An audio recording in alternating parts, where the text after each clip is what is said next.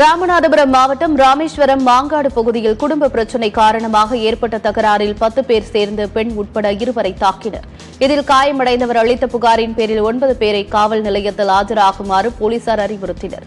இந்த சம்பவம் தொடர்பாக 3 பெண்களை போலீசார் காவல் நிலையத்திற்கு அழைத்து சென்று விசாரணை நடத்தியுள்ளனர்.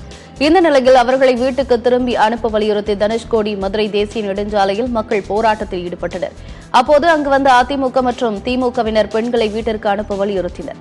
பின்னர் வெளியே வந்த அதிமுகவினர் தாங்கள் காவல் நிலையத்தில் கேட்டுக் கொண்டதன் பெயரில் பெண்களை வீட்டுக்கு அனுப்பியதாக போராட்டத்தில் ஈடுபட்டவர்களிடம் கூறியுள்ளனர்.